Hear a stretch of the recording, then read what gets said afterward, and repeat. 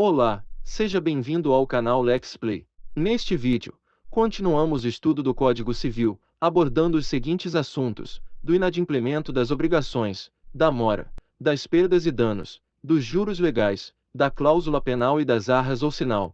Bom vídeo. Do inadimplemento das obrigações. Disposições gerais. Não cumprida a obrigação, responde o devedor por perdas e danos, mais juros e atualização monetária segundo índices oficiais regularmente estabelecidos, e honorários de advogado. Nas obrigações negativas, o devedor é havido por inadimplente desde o dia em que executou o ato de que se devia abster. Pelo inadimplemento das obrigações respondem todos os bens do devedor. Nos contratos benéficos, responde por simples culpa o contratante, a quem o contrato aproveite, e por dolo aquele a quem não favoreça. Nos contratos onerosos, responde cada uma das partes por culpa, salvo as exceções previstas em lei. O devedor não responde pelos prejuízos resultantes de caso fortuito ou força maior, se expressamente não se houver por eles responsabilizado. O caso fortuito ou de força maior verifica-se no fato necessário, cujos efeitos não era possível evitar ou impedir. Da mora. Considera-se em mora o devedor que não efetuar o pagamento e o credor que não quiser recebê-lo no tempo, lugar e forma que a lei ou a convenção estabelecer. Responde o devedor pelos prejuízos a que sua mora der causa, mais juros, atualização dos valores monetários segundo índices oficiais regularmente estabelecidos, e honorários de advogado. Se a prestação, devido à mora, se tornar inútil ao credor, este poderá enjeitá-la, e exigir a satisfação das perdas e danos. Não havendo fato ou omissão imputável ao devedor, não incorre este em mora. O inadimplemento da obrigação, positiva e líquida, no seu termo, constitui de pleno direito em mora o devedor.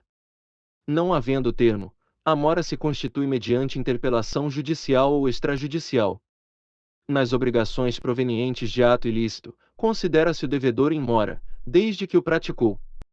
O devedor em mora responde pela impossibilidade da prestação, embora essa impossibilidade resulte de caso fortuito ou de força maior, se estes ocorrerem durante o atraso, salvo se provar isenção de culpa, ou que o dano sobreviria ainda quando a obrigação fosse oportunamente desempenhada.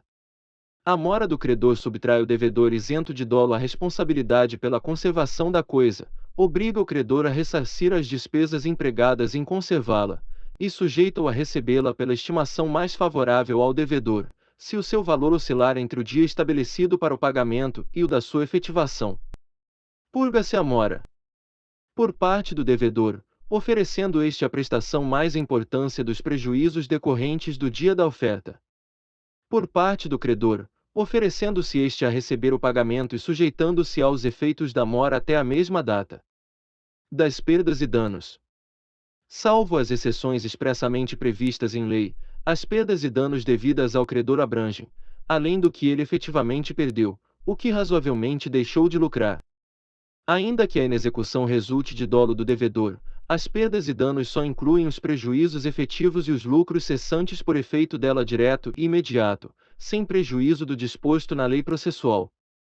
As perdas e danos, nas obrigações de pagamento em dinheiro, serão pagas com atualização monetária segundo índices oficiais regularmente estabelecidos, abrangendo juros, custas e honorários de advogado, sem prejuízo da pena convencional. Provado que os juros da mora não cobrem o prejuízo, e não havendo pena convencional, pode o juiz conceder ao credor indenização suplementar.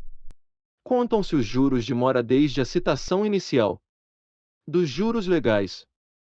Quando os juros moratórios não forem convencionados, ou forem sem taxa estipulada, ou quando provierem de determinação da lei, serão fixados segundo a taxa que estiver em vigor para a mora do pagamento de impostos devidos à Fazenda Nacional. Ainda que se não alegue prejuízo, é obrigado o devedor aos juros da mora que se contarão assim as dívidas em dinheiro, como as prestações de outra natureza, uma vez que lhes esteja fixado o valor pecuniário por sentença judicial, arbitramento, ou acordo entre as partes. Da cláusula penal. Incorre de pleno direito o devedor na cláusula penal, desde que, culposamente, deixe de cumprir a obrigação ou se constitua em mora. A cláusula penal estipulada conjuntamente com a obrigação, ou em ato posterior, pode referir-se à inexecução completa da obrigação, a de alguma cláusula especial ou simplesmente a mora. Quando se estipular a cláusula penal para o caso de total inadimplemento da obrigação, esta converter-se-á em alternativa a benefício do credor. Quando se estipular a cláusula penal para o caso de mora, ou insegurança especial de outra cláusula determinada, terá o credor o arbítrio de exigir a satisfação da pena cominada, juntamente com o desempenho da obrigação principal. O valor da cominação imposta na cláusula penal não pode exceder o da obrigação principal. A penalidade deve ser reduzida equitativamente pelo juiz se a obrigação principal tiver sido cumprida em parte, ou se o montante da penalidade for manifestamente excessivo, tendo-se em vista a natureza e a finalidade do negócio.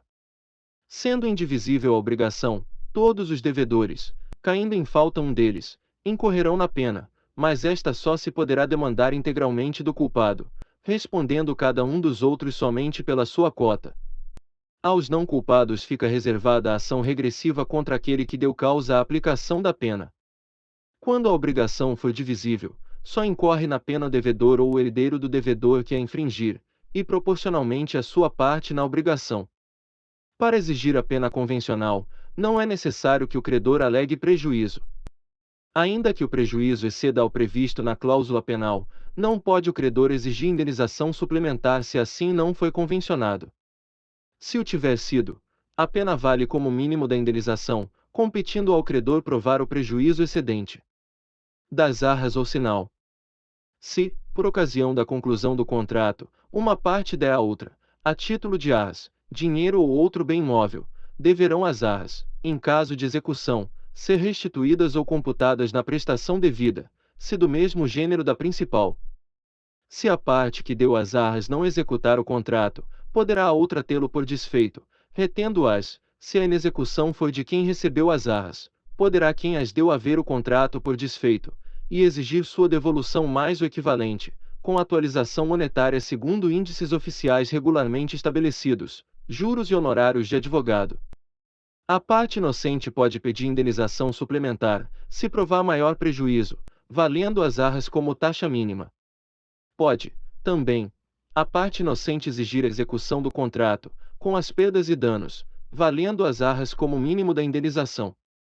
Se no contrato for estipulado o direito de arrependimento para qualquer das partes, as arras ou sinal terão função unicamente indenizatória.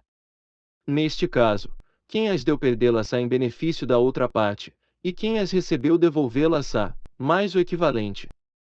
Em ambos os casos não haverá direito à indenização suplementar. Parabéns! Você concluiu mais um vídeo. Obrigado e até breve.